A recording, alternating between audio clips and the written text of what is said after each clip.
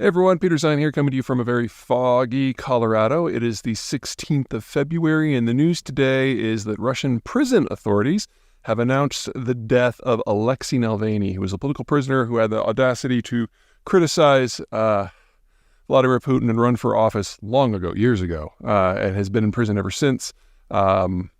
He was transferred about a year ago to a high-security prison in the middle of nowhere in Siberia. It was an old Soviet gulag.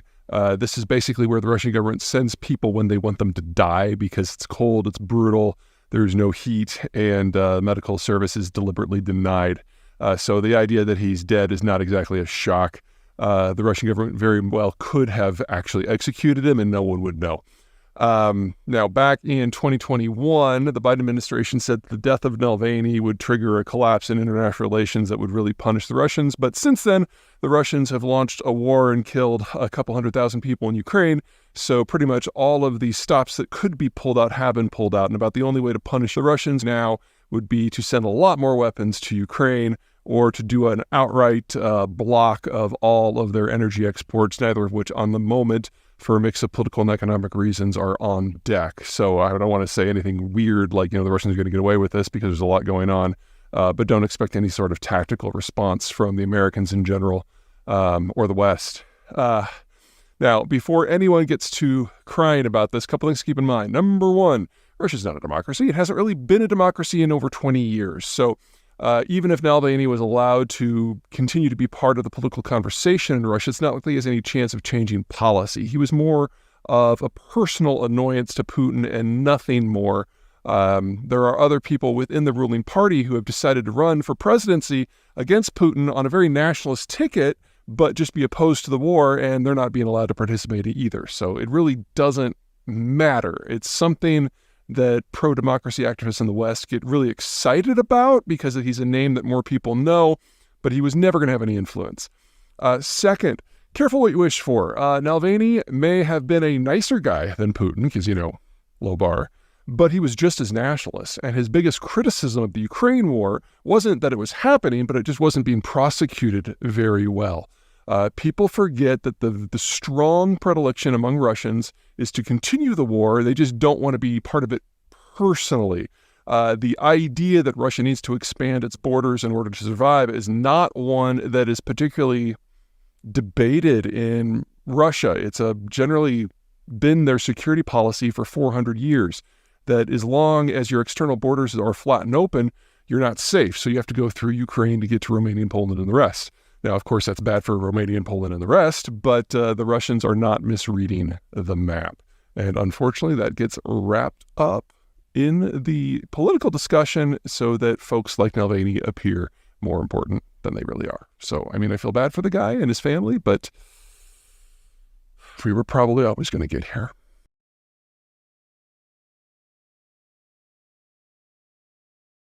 Everyone, Peter Zeihan here, coming to you from Doubtful Sound, and in this next in our series of regional geopolitics in a post-American world, I want to talk about Northern Europe, specifically the Scandinavian region.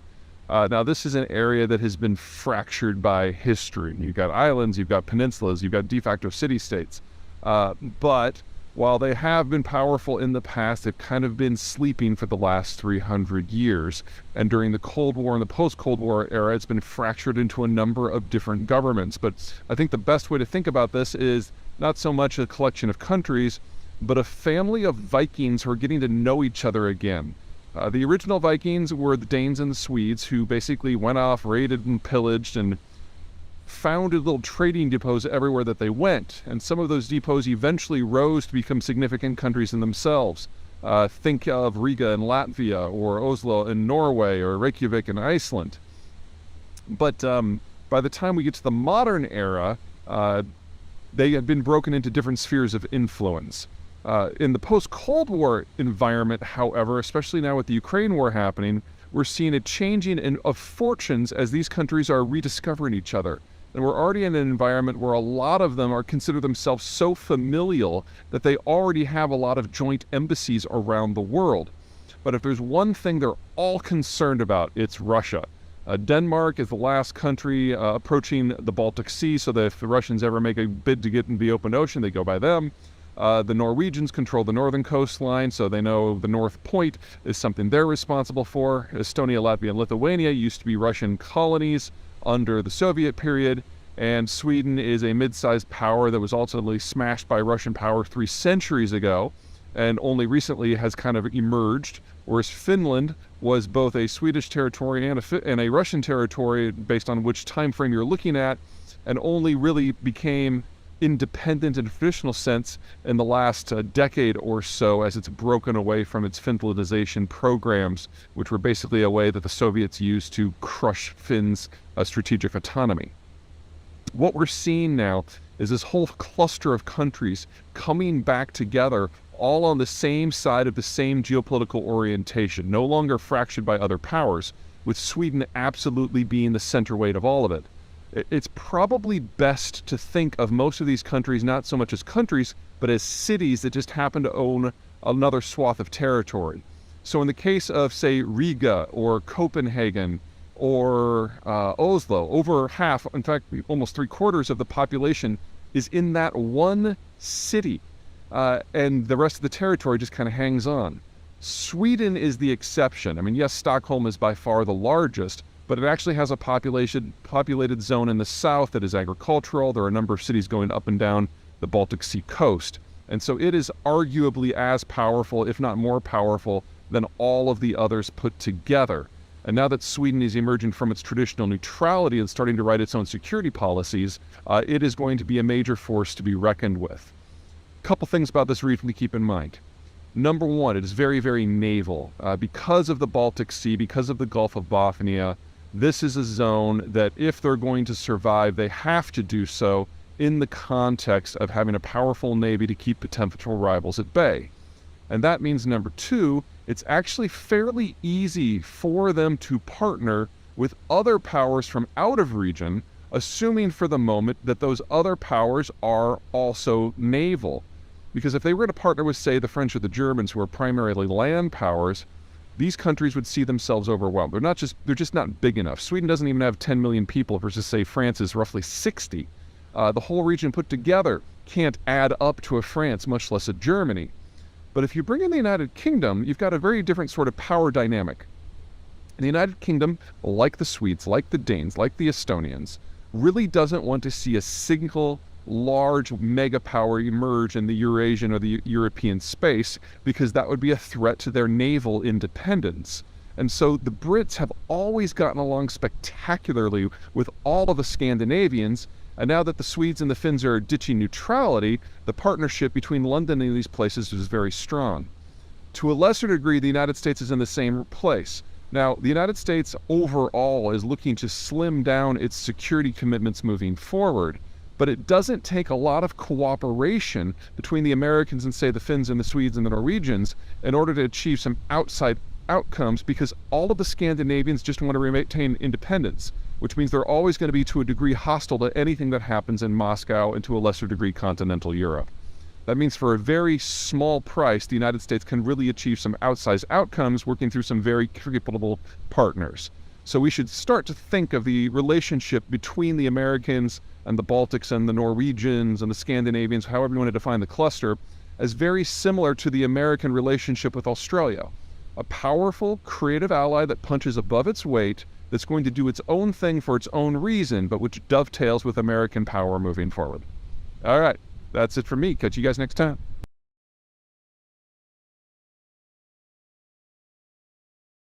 Good morning from a frigid Colorado. It's a balmy 0 degrees this morning, and today I'm going to tell you a tale of 3 companies and the state of the semiconductor industry from a technological and production point of view. Now, if you go back to the world before 2017, the technology of the day was something called deep ultraviolet, which was basically a way of producing microchips. And Intel, the American technological giant, was the world leader by pretty much any measure. And they had gotten a little cocky and they had gotten a little bit lazy. So they would design chips 2, 3, 4 models out, but would only produce the next one up. Because they were so far ahead of everybody else, they didn't feel the need to jump steps. So they would use DUV, and they would make a chip that was marginally better than the one before, and then at the end of the year, no one had caught up, so they'd do it again and again and again. And they did this for like 15 years. I mean, they're very good at what they do, but they could have pushed the technological envelope a lot more had they chosen to. In part, that was because of the nature of DUV technology. The problem with it is you have to kind of make micro adjustments and physically adjust the equipment for each type of chip, and you have to do that manually and physically. And so with every design, you had to do it all over. And with every machine in a fabrication facility, you would have to do it independently. So no new chips from different machines are going to be quite exactly alike, and it generated a relatively higher loss rate from the final semiconductors than what we have today, and so generated a little bit more waste. But again, they were the industry leader. No one was close. Well, they were always had their eye on the future, however, and so they invested in new technologies that would take them beyond DUV, one of which is EUV, extreme ultraviolet. And the company that developed that technology is ASML out of the Netherlands. And back in 2016, ASML thought this stuff was ready to go. So they're providing demonstrations for Intel, showing them how this technology is better. You can not only get more nodes on a chip and get to smaller and smaller nanometers, but it's all digital. So you kind of type in what you want to the machine over the course of a few days to a few weeks, and then the machine doesn't actually have to be physically manipulated in the way that DUV did. Now, what that would mean is you'd have a higher success rate and more efficiency, but back in 2016, Intel was like, I don't think this technology is quite right, and we're the industry leader, we're going to give it a few more years. Well, ASML, not very happy with that, marketed the technology to everybody else, and a company decided to take the plunge. That company is TSMC out of Taiwan. And when we get to 2017, TSMC suddenly hits the ball out of the park and proves that EUV is ready for mass application, and over the next couple of years very rapidly overtakes Intel because they have a shorter turnaround time for their chips, and they can make chips with smaller nanometer sections. It isn't until 2022 or 2023 that Intel finally makes its first extreme ultraviolet chip. So TSMC in Taiwan has been the industry leader now for several years. Now, we've had a kind of a reverse in the roles now. ASML, the Dutch, have another new technology called high numerical aperture, whose physics I'm not even going to pretend to understand, and they have marketed again, and this time Intel is the one that's behind, and they're kind of desperate and kind of hungry, and TSMC is the one that's resting on their laurels. So the first delivery of those new machines, the high NA chips, went to Intel in the second week of January of this year. And Intel expects two things. Number one, they plan to overtake TSMC using the EUV technology in 2024, hoping to get down to 2 nanometers. Right now, the industry lead is at about 3 nanometers, and that's a TSMC product. And then next year, they hope to leapfrog even further, provided that these new high NA machines work, which we'll find out pretty soon. Anyway, that's where we are right now. In terms of the overall geopolitics, it's pretty straightforward. Right now, 90% of all IHN chips are made by one company, TSMC, in one city in Taiwan. It's a high concentration. But if Intel, working with ASML, can pull this off, all of a sudden we will have facilities in the United States that are working on the higher end stuff, with some of the first facilities that are going to be going online outside of Phoenix and Columbus, Ohio. So stay tuned, because the geography of these chips is about to evolve pretty significantly, if high NA works. And if not, we're still stuck with Taiwan. It could be worse.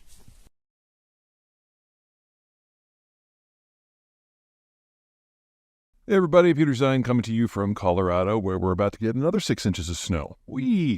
A lot of you have written in about the Biden administration's decision to put an operational pause pending further review on liquefied natural gas exports. There are a lot of people talking a lot of things on all sides. On the energy industry side, they're saying that this is a breach of proper protocol, and it's going to really inhibit future investments across the sector.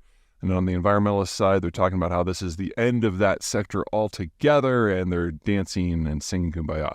Everybody's wrong. Let me kind of lay out what this stuff is. So natural gas is normally transported by pipe because it's difficult to move, it's difficult to store, it's difficult to produce. And so you'll have a pipe network like in North America that is separate from the pipe network in Europe, which is separate from the pipe network in China. Those are the three big ones. You got some smaller ones around the world. They don't connect, or they can't connect. And so if you want to link these together, what you need to do is have a facility on a coast that will chill the stuff down to something like negative 300 degrees or so. And then it's a liquid, and then you put it into a specially designed tanker that can handle these cryogenic fluids. And then you transport it across the ocean to another facility where it unloads and is regasified and then put into the new system. Now, we've been doing this for a few decades, but it's only in the last 15 years that it's really started to become big. And the primary reason for that is the environmental movement, because natural gas, if it's properly burned in an appropriate facility, a combined cycle natural gas plant, generates about half of the CO2 emissions of, say, a coal plant. Also, you can spin up a natural gas facility in just a few minutes, as opposed to a coal facility, which can take hours to even days. And so if you want to pair it with, say, wind and solar, it's the perfect complement fuel, because when the sun goes down or when the wind stops, you can just turn this thing on. And so if you want to get the full capacity from your wind and your solars, you really have to have a conventional system that's dispatchable like natural gas. Now, the United States currently has enough capacity, nameplate capacity, to chill and ship about 13 billion cubic feet of this stuff per day, which makes it the largest exporter in the world already. And under construction are facilities that would allow another 12 BCF per day, which, if you remove the United States' existing capacity from that, that's again the world's largest. And then there's already been stuff permitted for another 16 billion cubic feet per day. So, you add those three together and, where we are right now, that's enough to supply all of Japan. If we bring all of these online, that's almost enough to supply all of Europe. And the Biden freeze doesn't touch any of that. It is a pause of the review process for new facilities. Now, if the United States were to bring these all online, so 13 today, 12 in a few years, and down the road, maybe another 16, you're talking... 40? Yeah, it's more than 40 BCF. And that would be roughly 1/4 to 1/3 of total U.S. consumption of natural gas. If we did get the number that high, we'd have a lot more price linkage between the U.S. market and everywhere else. Remember, natural gas is pretty much sequestered, and LNG has traditionally just kind of played at the margins. But if we had this kind of volume, then Americans would start to be exposed to global natural gas prices. If that were to happen, instead of this $2 to $5 range that we've kind of become used to and is probably going to be our norm for the next few decades, we'd probably see prices regularly going above 15 or 20 as we have international price shocks because of things like, the Ukraine war, or something blowing up in the Middle East. When you only have about 10% exposure, or in our cases a little bit, 10%? Yeah, we got about 10% exposure. The price swings are very muted. And so back in 2021, when the Ukraine war was hot and heavy and we thought we were going to lose all the Russian gas at the same time, the Europeans were dealing with natural gas prices that were well over 70 for a few months, and it was pretty ugly for their industrial stuff. Anyway, let's talk about what people are talking about with this. On the industry side, the idea that we're going to build out past 40 is kind of a stretch anyway, so the oil companies are just whinging because someone's telling them that they can't do anything right now. Second, the Biden administration has not oversold this. They're saying it's a temporary pause of the review process to consider climate change. Well, if you want to consider climate change, natural gas is the perfect fuel to ship out in bulk because it's the only thing that really pairs with solar or wind. You're not going to do this with coal. That would be silly. And batteries sound great until you realize the industrial process that's required to build them at scale is never going to make them more than a niche use in specific areas. I'm not saying there's no use for them there, but natural gas is so much easier. It's so much cheaper. And by most measures, it's actually a lot cleaner too. So you're only going to put batteries in places like Phoenix maybe, where the solar intensity can be really, really high and they just need to save some for nights. And then on the environmental side, the celebrations, number one, this is not forever. It's a temporary pause of the review process, which the Biden administration can reverse with a stroke of a pen, or any additional leader could, for reasons environmental, economic, or strategic. Remember that a lot of the stuff that's getting shipped out right now is going to Europe in order to allow the Europeans an option other than sucking down Russian gas. So, this is kind of important from that front, too.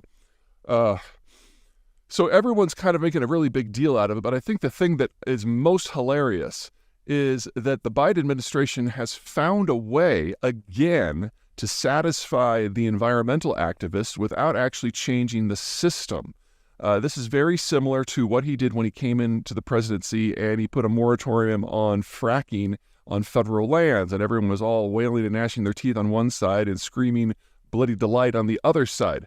Well, people forget that 99% of all shale operations are on private land, and that is regulated by the state. So it was less than 1% of wells that were affected at all. But it made the environmentalists happy, and it pissed off the energy industry, but it didn't really change anything at all. And Biden is never going to be the preferred candidate of the energy industry, and he was able to placate some of his more hardcore supporters. He's now done that again. So it's a fairly savvy political move that actually moves the needle not at all, which, is one of the smarter things you can say about politics these days.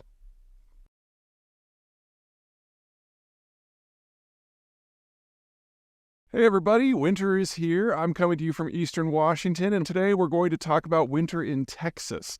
Now, if you guys remember back a couple of years, I think it was 2021, Texas got hit by a cold storm and basically everything collapsed. All of their energy generation, especially natural gas, just ceased functioning.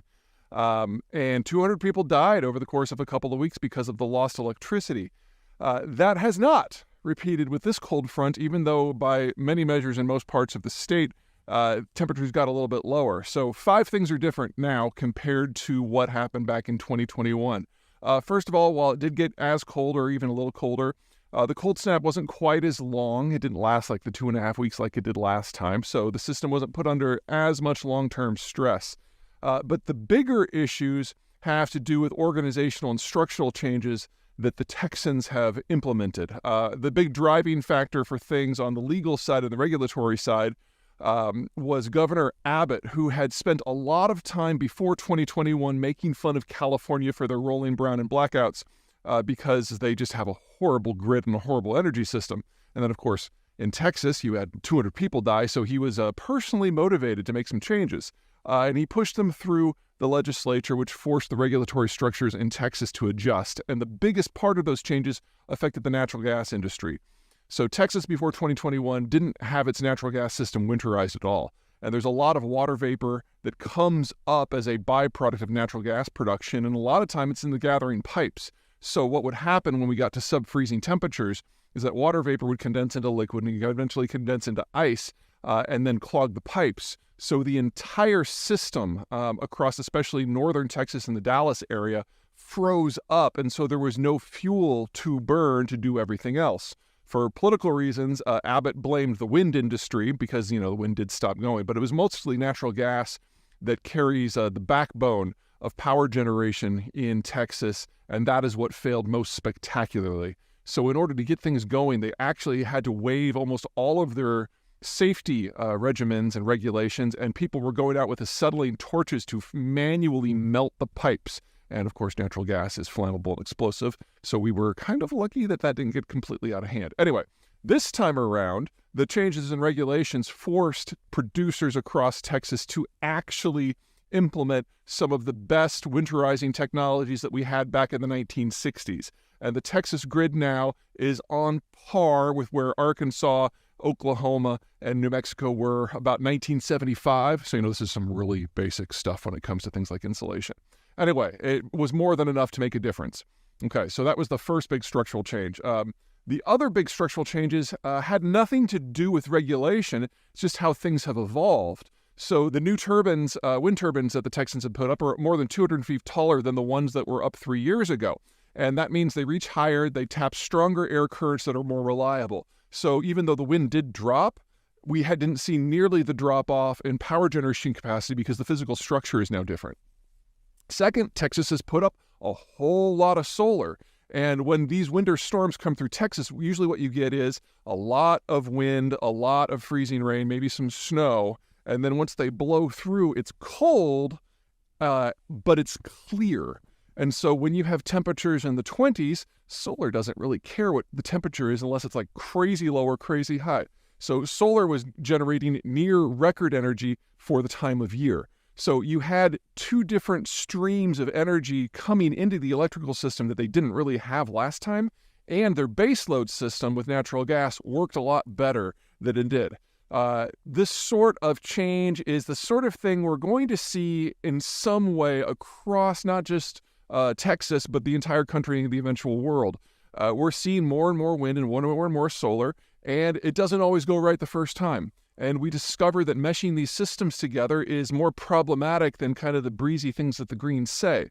But when you have multiple systems that do feed into the same network, you do get a lot of redundancy when one works and the other doesn't. The trick is to make sure you have enough spare capacity that you can dispatch at any given time. Now, in the past, solar and wind aren't very good at that because you can't dispatch them. If the sun's not out, if the wind's not blowing, they're kind of useless, and you have to rely on older fossil fuel things like natural gas.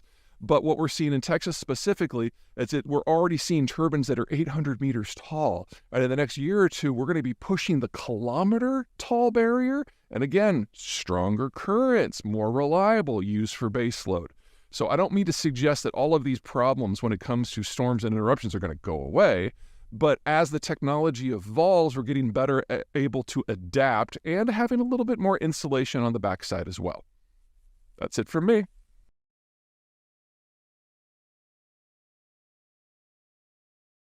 Hey everybody, Peter Zeihan here, coming to you from Huron Peak in central Colorado, and today we're going to talk about Romania.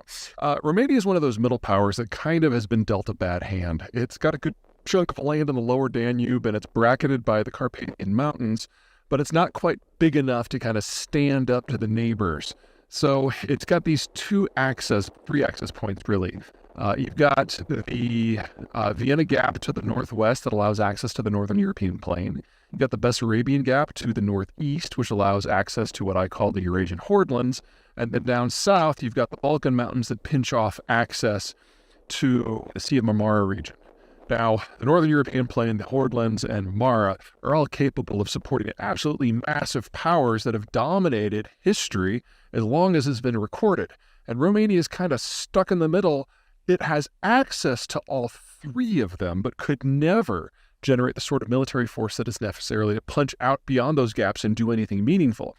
In fact, because it's proximate to all of these gaps, it is usually one of the first countries that gets conquered or amalgamated when one of those three mega regions decides that it wants to expand beyond their natural borders. And in that sort of environment, Romania faces a double bind. Number one, whether it's coming from the northern European plain or Marmara or the Eurasian Hordelands, it's got to decide whether it's going to fight or whether it's going to accede. And if it chooses to accede, then it is not in charge of its own destiny anymore, and it usually ends up being a cog in somebody else's empire. The second problem is that Romania, while being the most populous of the countries in this squeeze zone in between, is certainly not the only one, and there are others that might be a little bit more defensible and have a little bit richer geography. And Romania is in constant competition with all of them. So even if it can make its peace with its larger neighbors, it then has to make peace with its smaller neighbors.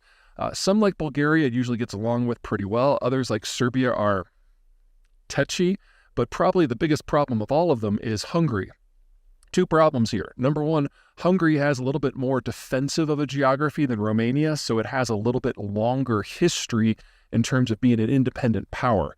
Especially since it is up against that northern European plain gap. Bessarabia is a 50-mile gap, and it's really hard for a country the size of Romania to plug that. But the Vienna Gap is only a couple miles wide, and most of that is the Danube River, making it fairly easy for even a small country like Hungary to hold the line.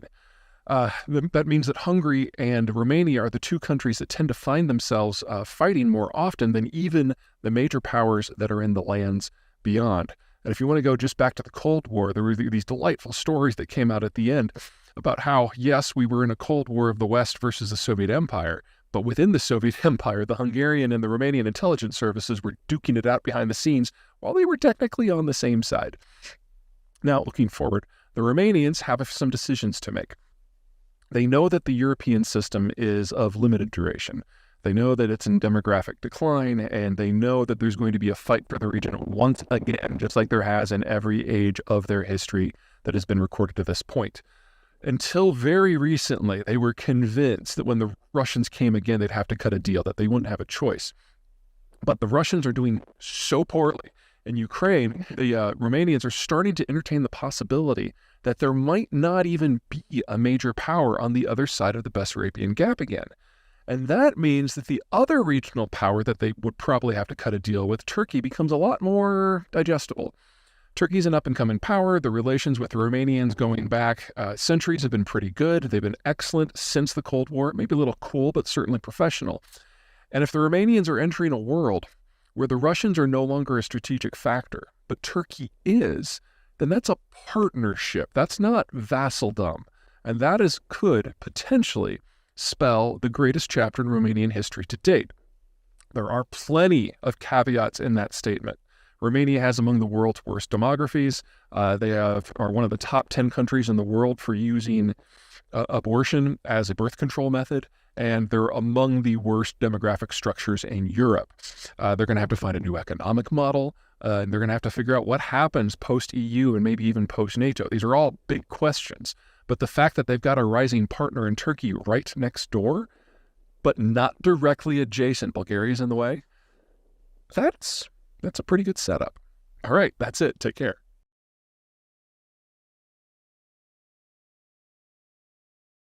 Hey everybody, Peter Zeihan coming to you from Colorado. The big news over the weekend is that a Hong Kong court has ruled that China's largest property development group, Evergrande, is bankrupt and needs to be broken up.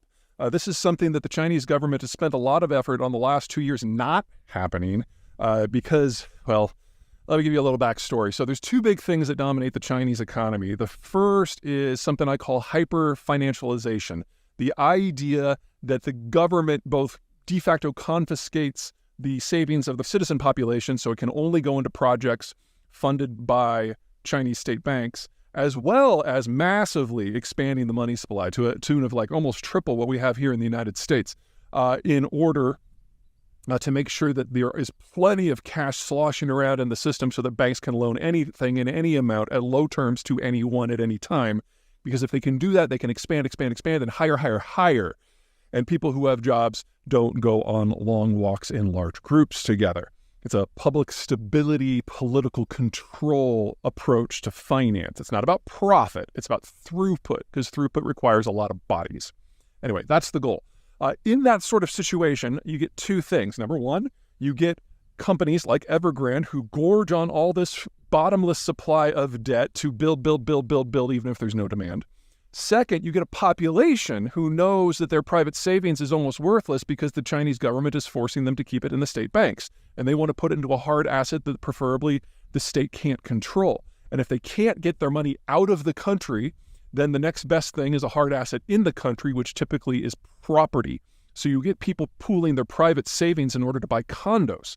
And each condo is typically owned by a different consortium of private individuals, making untangling it. Also, you have somewhere probably in the vicinity of 1.5 billion units in the country that have never been lived in, never will be lived in. So you're talking about 100% overbuild conservatively. Some estimates say it's as high as 3 billion, which is just so far beyond stupid.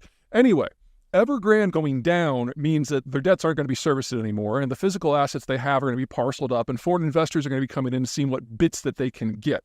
None of these things are things that the Chinese Communist Party would normally allow to happen. So there's a couple ways that this can go. None of them are good. Option number one is we follow a Western-style bankruptcy and restitution program where this system is broken up and a lot of their assets are sold at pennies, maybe dimes on a dollar, and it just goes away. If that happens, we will have a very clear idea of just how much the oversupply in the market is, and you can count on private citizens being up in arms. Probably, the best estimate I've seen out of China is that 70% of total private savings is wrapped up in real estate. And most of these assets are worth no more than 10 cents on the dollar. So if you have a fire sale of the single largest player, which controls 1/6 of the market, holy shit, things are going to get real very, very, very quickly. Option number 2 is that the Chinese step in and abrogate the Hong Kong ruling. Now, legally, this cannot happen, but the Chinese Communist Party is not really big on legal details when it comes to Hong Kong in particular, and I have no doubt that they could stick their noses in that. If that happens, then Evergrande goes on some sort of state drip, and everything with the system just kind of limps on, with the understanding now that Hong Kong has no legal authority over its own holdings, which will start an exodus of what few international firms are still there.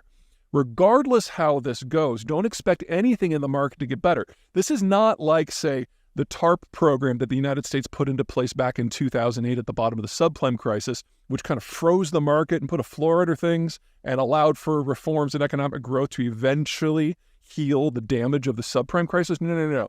This is a one-off decision that is not just holding back one rock from rolling down the hill. Evergrande may be the biggest player in this market, but it is by far not the only one who's been doing stupid things like this, building condos that have no demand or running it like a Ponzi scheme. Every development company in the country basically operates this way, and the second and third largest players in the industry are state-owned. So you can count on the Chinese government not using this as an opportunity to break with the old model and put into place something sustainable. And even if all of a sudden this place were run by a bunch of Austrian economists, it's too late. Housing demand, legitimate housing demand for houses that people actually live in, is dominated by people aged 20 to 45, people who are starting out. Well, 45 years ago, the Chinese government instituted the one-child policy. You combine that with the most rapid urbanization program in human history, and there are no longer enough people under age 45 to do anything that is consumption-led, including home buying. So there is no path out of this that follows any pattern that we have established in a market environment, which leads us to political and social outcomes where the market economics are just atrocious and getting worse by the day, with a government that is becoming ever more nervous about the state of the economy and the loyalty of its population. I don't want to say anything overly dramatic as like this is where it all starts to fall apart, because we've had a lot of things like that go down in the last 18 months. But this cuts to the core of what enables the average citizen to actually support the government. And there's no way we move forward from this without a lot of side damage.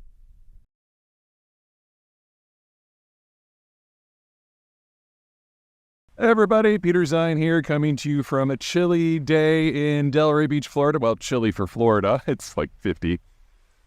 Today we're going to talk about what's going on in the world of maritime shipping and why we should be thankful that nothing's gone horribly wrong yet and why we shouldn't count on that continuing. Just a quick recap of what's gone down in just the last couple of months.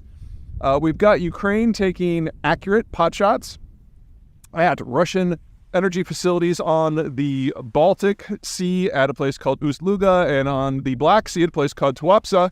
And they're gearing up for an overseas kit now.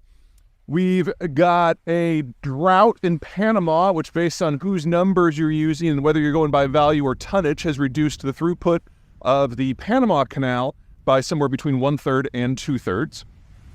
We've got Houthis in Yemen who are taking pot shots at pretty much every other vessel that happens to go by them, which has reduced shipping through the Red Sea by about 10% for energy and cargo. We've got fresh piracy in places like Somalia. It's never really gone away in places like the Gulf of Guinea or the Strait of Malacca. And we've got the Chinese making ever louder noises about wanting to change the security environment in their own neighborhood, even as the Russians are actively making roughly 2/3 of the Black Sea a no-go zone. It's a long list. It's getting longer by the day. But, to this point, there has not been a meaningful break in the old system. A big part of that is because of the insurance structure where every vessel who's sailing anywhere has to get some sort of policy to ensure both their hull and their cargo. And while with the ever-tightening sanctions on the Russians because of the Ukraine war, to this point, that system has not been broken. It has been denied Russian shipping, but Indian, Chinese, and Russian state companies have stepped in to offer policies, and so far, none of the ships that have had problems anywhere have been under one of those policies.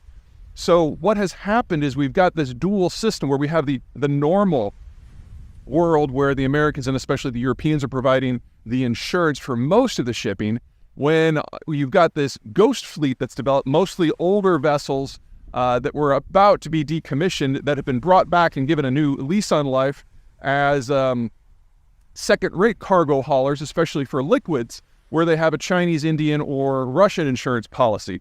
This ghost fleet, based on whose numbers you're using, it may be as much as 10% of the global tanker fleet. And there's also a few bulkers and maybe even a few container ships that are kind of joining its ranks now too. Anything that the Russians can do to keep things under the table from the point of view of global record keeping and shipping. Now, what that means is that the risk has been deferred and absorbed by this shadow organization that has kind of popped up.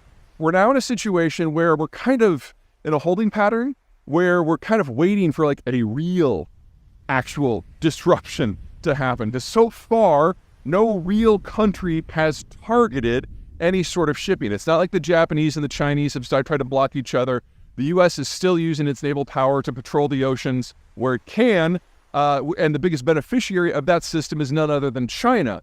And we don't have the Russians or NATO deliberately targeting each other's commercial shipping yet. In fact, everyone is very scrupulously sticking to the old structures. They're just kind of trying to maneuver their own ways to get national and regional advantages. Now, this isn't going to be long for the world. This is a very unstable sort of equilibrium that we have reached in early 2024. And this is crazy. That ghost fleet is the reason why it's all still working. It's kind of a testament to the strategic inertia of the system. But now the buffer, the ghost fleet, is something that is largely documented, largely under the table. And if one of these ships gets into trouble, it's an open question of whether or not the U.S. Navy will step in to help.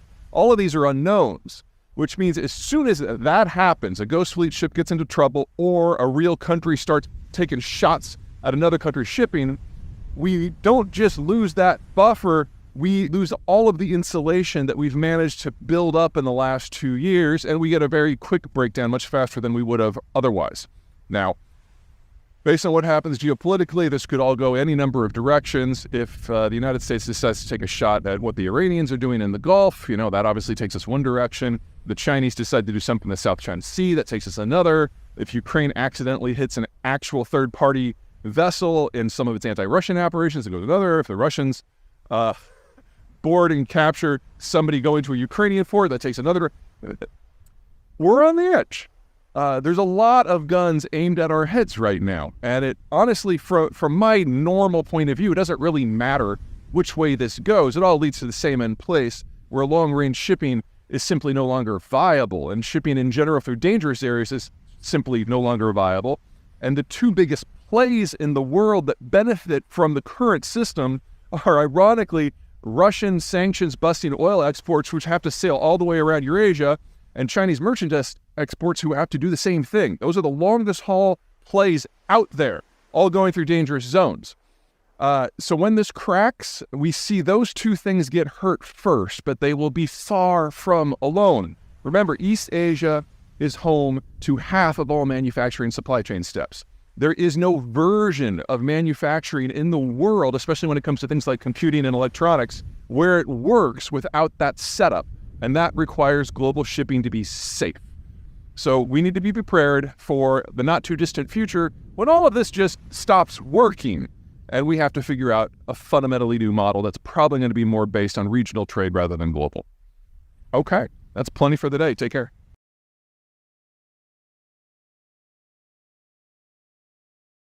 Hey everybody, Peter Zeihan here, coming to you from Colorado. Now, I get a lot of flack for never having good news, so I figured, here's something fantastic that's happened over the holidays.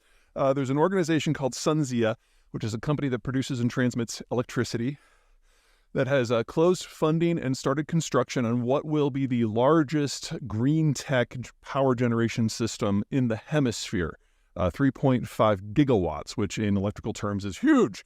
Why does this matter? A bunch of reasons. Number one, $11 billion is how much money they had to raise. Raising money these days is difficult because the baby boomers are majority retired.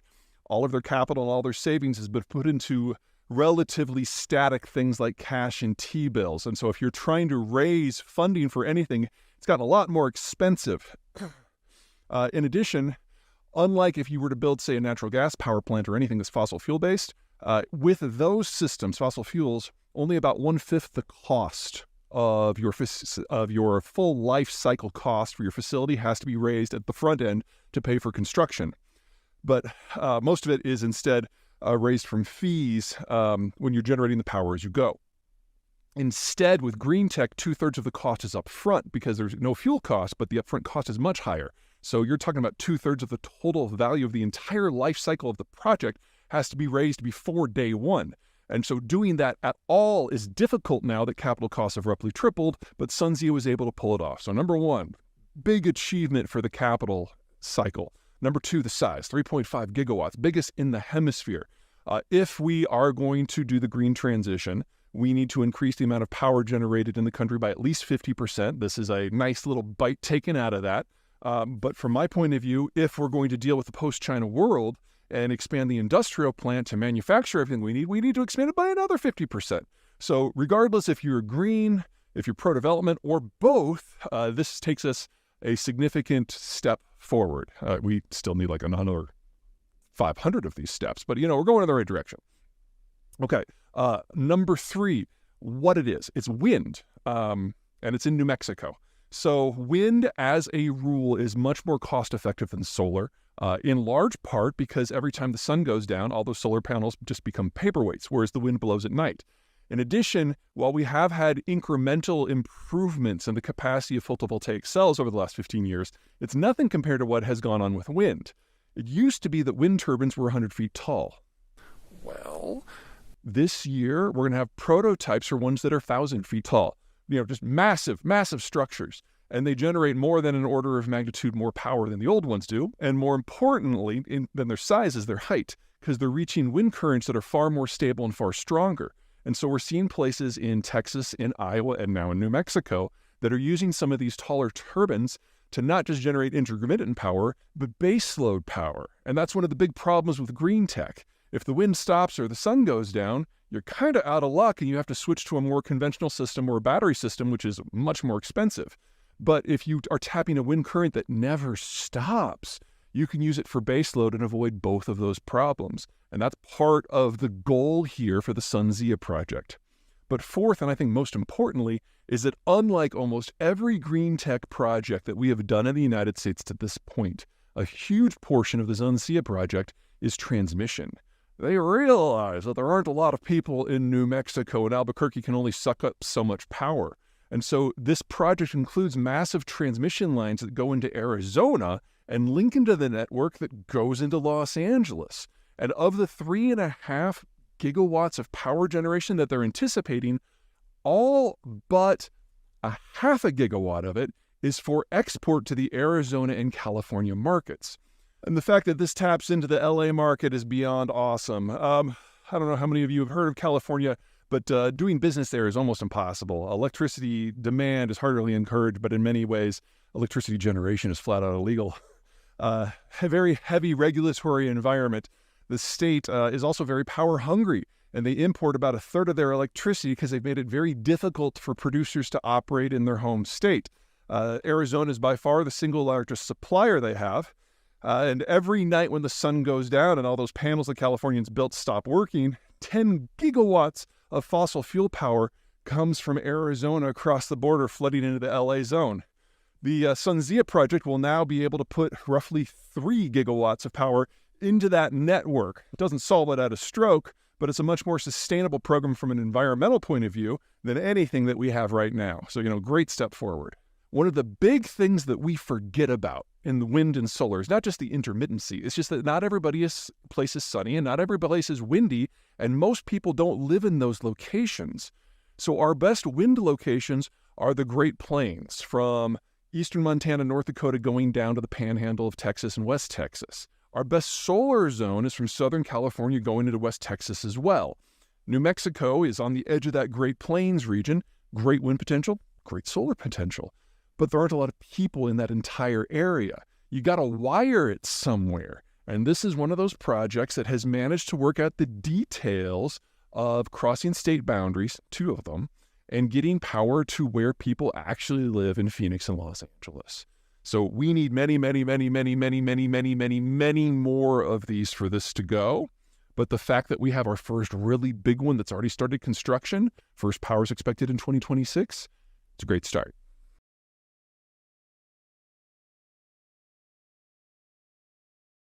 Hey everybody, Peter Zeihan here, coming to you from snowy Colorado, where in the last 18 hours we've gotten 18 inches of snow, which means that this morning is a time for clearing and shoveling. But there is more to winter than shoveling and icicles. There is also the fun and games that comes with agriculture. In fact, winter is arguably the single biggest factor for how our world got to be in the shape it is more or less this century and last century. The issue is that when winter hits, everything stops, and you have a layer of moisture that then insulates the ground. This does 2 things. Number 1, it preserves a little bit of moisture in there, and then we'll get a little bit back in the spring. But more importantly, the thicker the snow, the greater the insulation. And so you actually still have biological processes going on under the surface, even right there in the topsoil. Basically, you've got organic material that is decaying, or as farmers like to call it, the formation of free fertilizer. If you look at the map of the world's agricultural zones before roughly 1900, the pre-industrial era, you'll notice certain patterns. The American Midwest, to a degree the American Piedmont, Northern Europe, Central Eurasia, the Rio de la Plata Basin in South America, and the southeastern part of Australia and South Africa. Sorry, I forgot Northern China as well. What do these areas all have in common? It gets cold. You get some snow. And so you get that recharge system. They're temperate climates where the free fertilizer is kind of baked into the cake. If you go outside of those zones pre-1900, it's not that there's not agriculture, but by definition, it's almost not large scale. And most of the crops that feed most of humanity, so you're talking rice, soy, wheat, and corn, those 4 crops grow best in those conditions. You move out of those zones and you're talking different crops, things like sweet potatoes or yams. And it's not that you can't support a population with those things. It's that you can't support a large population with those things. So they're not nearly as amenable to row croppage. It's more subsistence farming as a rule. Now, that of course changed right around between 1900 and 1945 for some countries, and then between roughly 1990 and 1995 for the rest. What happened there was first the development and then the mass application of industrial-level agricultural inputs, things like fuels and fertilizers, which allowed you to plant more traditional crops in zones that normally weren't really great for it. In addition, those lower output crops per acre, if you started putting things like fertilizer, they would do a lot better. As a rule, the industrialization of agriculture had a bigger impact on marginal lands than it did on the prime lands. The prime lands still saw their output increase by 50% to 150%, but it's the marginal lands that saw a tripling, quadrupling, or even more. Now, something to keep in mind with all those secondary lands. If you're talking about, say, a steppe where it's just dry, with agriculture, nothing really happens. If you're talking about the tropics, yes, you have a riot of growth, but the nutrients are consumed by that growth as soon as the growth rots. So if you clear the jungle and the rainforest, the soil that's left behind is almost nutrient non-existent. And without those industrial level inputs, you really can't grow crops at scale in these zones. Now, because of industrialization of agriculture, we haven't simply seen the part of the world that humans cultivate expand by a factor of 3, we've seen the population expand by a factor of 3 as well. My concern is that we're entering an era where the supply chains that allow those industrial inputs to function, to exist, are going to break down. And for countries like China or Brazil, who import the vast, vast, vast majority of those inputs, that means the ability to sustain post-1900 levels of population are going to be hugely hit. In the case of Brazil, they still have portions of the country that are still temperate. It's not like they're going to starve, but they're no longer going to be a massive agricultural exporter to places like Brazil. So, for those of you who live in a place where you don't have snow, yes, you get more time on the beach and you don't have to shovel. But it also means the security of your food supply is decided by people in different climate zones with supply chains that are a continent away that you have no ability to protect or even influence. And the world we're going into, that's going to get a little rough.